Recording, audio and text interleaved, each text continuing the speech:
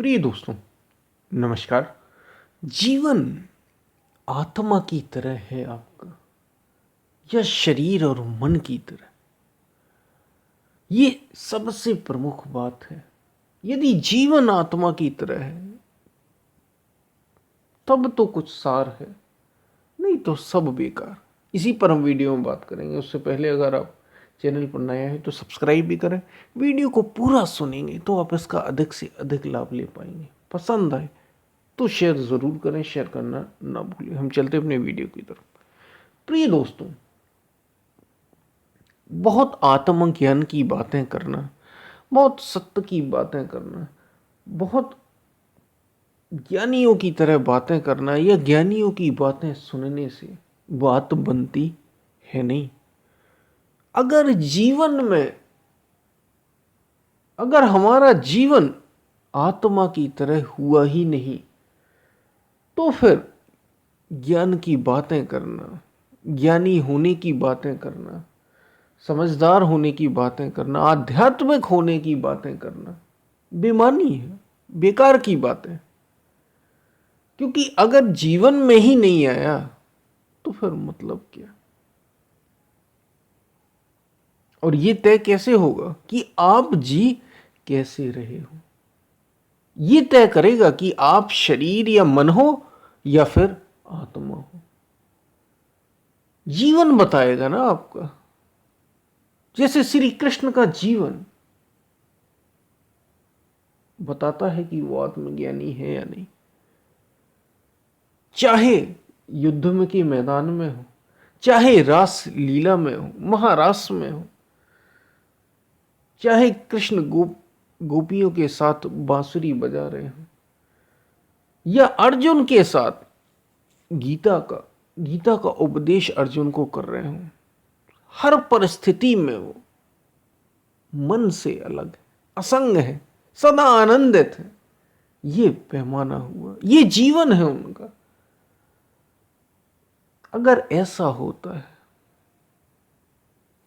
जीवन ये बताएगा कि आप ज्ञानी हैं या नहीं है। जीवन में आना चाहिए ना, वो जीवन में उतरना चाहिए आध्यात्म, तब तो कुछ बात है। नहीं तो सब बेकार। केवल बातें कर लेने से, सुन लेने से कहाँ हम ये इससे भ्रम पैदा हो जाता है। इससे हमारे मन में ही, इससे अहंकार को बड़ा पोषण मिलता है कि हम ज्ञानी हो गए, हम समझदार हो गए, हम बहुत सही चल रहे हैं। नहीं नहीं नहीं, ये पैमाना नहीं है। पैमाना ये है कि जीवन बदलना चाहिए, जीवन आत्मा की तरह होना चाहिए। और आत्मा की तरह जीवन होने का प्रमाण सदा आनंद में होना है। सदा, एक पल के लिए नहीं, सदा, हमेशा। जैसे मैंने बताया, कृष्ण किन्हीं भी परिस्थितियों में हो, बुरी से बुरी या बड़ी अच्छी से अच्छी, हर परिस्थिति में सदा आत्म भाव में है भगवान श्री कृष्ण। उनका आनंद नहीं जाता, उनकी शांति एक पल भी नहीं जाती। ये पैमाना है आत्मज्ञानी होने का। नहीं तो फिर आप शरीर हो, मन हो, और इससे ज्यादा कुछ भी नहीं। क्योंकि जीवन ही ना बदला हो। थोड़े से दुख के आ गए, हम दुखी हो गए। थोड़ा सा सुख के आ गया जीवन में, हम उछल पड़े। ये कोई लक्षण है आत्मज्ञानी? कोई खत्म हो गया परिवार में, कोई रोगी हो गया, या हम स्वयं थोड़ा सा कोई रोग कष्ट आ गया, हम दुखी हो गए, हम डूब गए उन परिस्थितियों में ही। कहाँ आत्मज्ञानी हुए आप? कहाँ इतनी बड़े बड़े ज्ञान की बातें कर रहे थे? आचरण में तो आया ही नहीं। जब भी आप आत्मज्ञान की ओर बढ़ने लग जाएंगे, या आत्मस्थ होते चले जाएंगे, आप देखेंगे कि आप बाहरी घटनाओं से आप प्रभावित होने लग गए। ये प्रभाव नहीं डाल पा रहे। जैसे राम के जीवन में कहा जाता है कि भगवान राम जब राज मुकुट पहनाया जा रहा था उन्हें, तो भी आनंदित थे। जिस दिन पहनाए जाने की घोषणा हुई बड़े आनंदित थे, और अगले ही दिन वनवास हो गया तो भी आनंदित थे। माता सीता साथ थी तो भी आनंदित थे। रावण उनको लेकर चला गया तो भी आनंदित थे। उनकी स्थिति कहीं जाती नहीं, भीतर सदा मुस्कुराते हुए। मुस्कुराने का अर्थ ये नहीं है कि बाहरी ही मुस्कुराहट हो, सदा आनंदित होना। अब भगवान राम को ही देख ले, हम उनकी ही बात कर रहे हैं। लक्ष्मण के साथ हैं, विभीषण आए हैं और विभीषण से लंकेश कहते हुए उन्हें संबोधित कर रहे हैं। कहो लंकेश, अपना हाल सुनाओ लंकेश। और लंकेश थे नहीं वो। उस समय विभीषण कहाँ लंकेश थे, वो तो भगा दिए रावण ने और भाग के आ गए। लेकिन लंकेश कह रहे हैं क्योंकि आज से तुम हो गए, तुम यहां आ गए तो तुम लंकेश हो गए, ये मेरा प्रण है। भी कुछ गहराइयों में जाके आप देखेंगे तो पता चलेगा कि राम ज्ञानी है या नहीं। ऊपर ऊपर नहीं पता चलता, किसी को पता ही नहीं चला। बहुत से लोगों को पता नहीं चला, जिन्होंने श्रद्धा भाव से देखा वे ही जान पाए कि राम तो आनंदित है सदा, ये तो ज्ञानी है। ऊपर ऊपर से तो बस रावण यही तो कहता रहा। अहंकार नहीं पता कर पाएगा कभी ज्ञानी का, जानने वाले का, आत्मज्ञानी का, तत्वदर्शी जो महापुरुष है। अहंकार कभी उसका पता नहीं कर सकता, चाहे वो दुर्योधन के मामले में हो या रावण के मामले में। रावण अहंकारी था, अंत अंत तक पता नहीं कर पाया। पता तो रहता है धीरे धीरे, लेकिन वो मानता ही नहीं। यही हर किसी के साथ। जीवन अगर हमारा शरीर की तरह ही बना हुआ है, शरीर और मन की तरह, और शरीर और मन की पहचान क्या? शरीर और मन की पहचान जैसे आत्मा की पहचान क्या कि आप आत्मज्ञानी है नहीं। सदा आप बाहरी घटनाओं से आप प्रभावित हो जाते हैं, विचलित नहीं कर पाती हैं आपको। ऐसा नहीं है कि दुख नहीं आता, सुख नहीं आता, दुख सुख आते रहते हैं, आपको उतना प्रभावित नहीं करते, उतना प्रभावित नहीं करते। दुखी आप हो सकते हैं एक पल के लिए, लेकिन अगले ही पल आप जानते हैं कि आप ये अलग है और मैं अलग हूं। और शरीर या मन के साथ जो जीने वाले हैं वे चिंताओं में ही घिरे रहते हैं। उनका मन भविष्य की योजनाओं में लगा हुआ है। अगर आपका ऐसा है तो समझ लीजिए आपने आत्मा को अभी ठीक ठीक आप आध्यात्मिक पथ पर आए ही नहीं।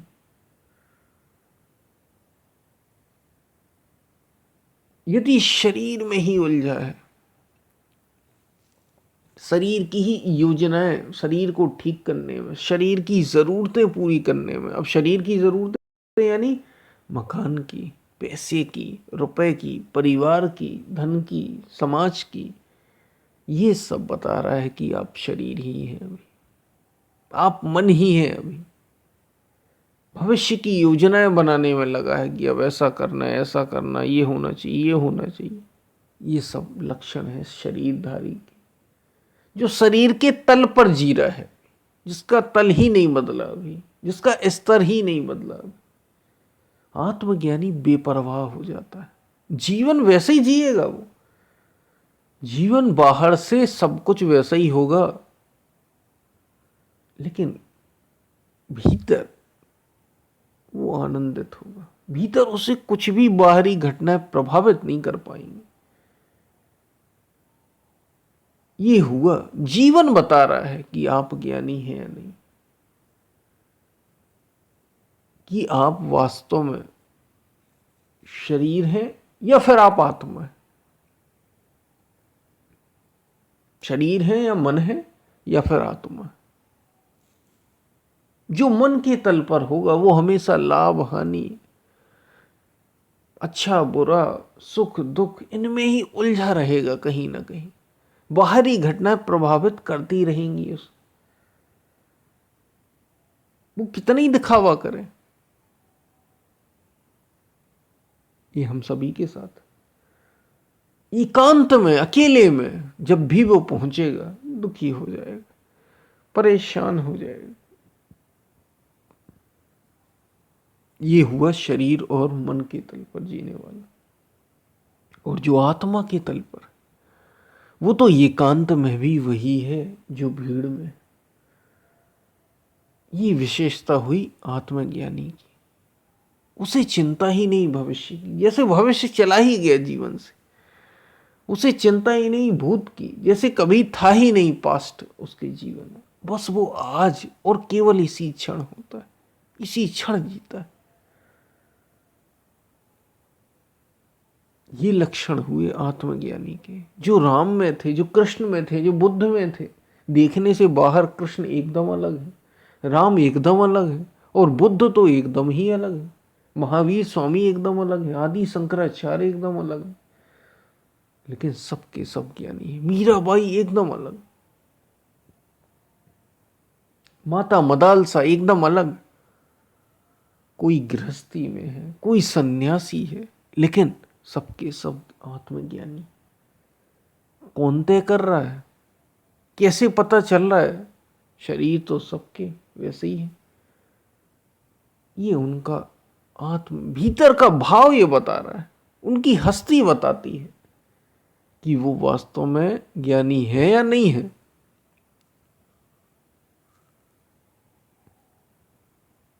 तो आप भी आत्मज्ञान के पथ पर अक्सर साधकों को ये भ्रम, ये अहंकार हो ही जाता है कि अब तो वो हो गए ज्ञानी। कुछ बातें पढ़ ली, कुछ ज्ञानियों से सीख लिया, बाहर वेशभूषा वैसी बना ली, या वैसे चलने लग गए, तो समझ लो हम ज्ञानी हो गए। नहीं नहीं, जीवन बदला या नहीं बदला, ये तय करेगा कि तुमने आत्मा को जाना या नहीं जाना।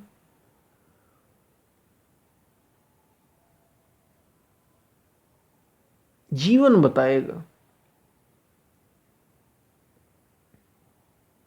वो कपड़े कैसे भी हो सकते हैं, कपड़े कैसे भी पहन सकता है, कैसे भी रह सकता है, कैसे भी बोल सकता है, इस पर कोई नियम नहीं। लेकिन भीतर कुछ ऐसा होगा जो बाहरी घटनाओं से अप्रभावित रहेगा। अगर वो है आपके पास तो आप हुए ज्ञानी, नहीं तो अभी सब मन के ही, शरीर के ही प्रपंचों में कहीं ना कहीं आप उलझे हैं। कोई भी ज्ञानी के लक्षण आप में है ही नहीं। जीवन बताएगा, जीवन बताता है कि आप आत्मा हो या फिर शरीर और मन।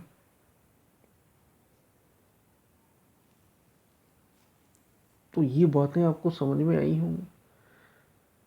सबसे कीमती है जीवन। जीवन बदलना चाहिए, जीवन आत्मा की तरह हो जाना चाहिए।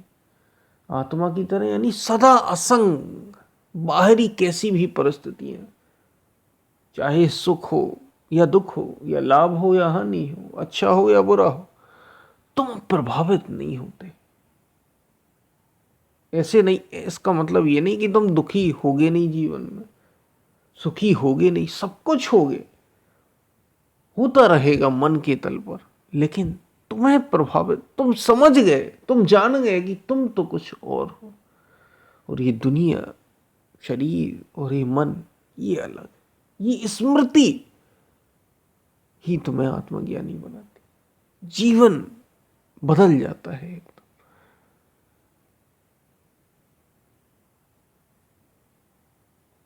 तो ये हमने कुछ बातें की कि आत्मज्ञानी और सामान्य संसारी के जीवन में कैसे, आप कैसे अपने को तय करें कि आप ज्ञानी हैं या नहीं हैं। आप उस रास्ते पर चल भी रहे हैं या नहीं चल रहे। जीवन मुख्य बात है। जीवन ये बदलना चाहिए। ये बदले तो आध्यात्मिक हुए आप। आध्यात्मिक भी तभी कहलाएंगे आप जब जीवन बदले।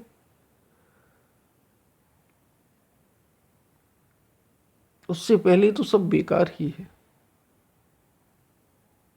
तो ये बातें आपको समझ में आई होंगी। हम फिर मिलते हैं, तब तक के लिए धन्यवाद।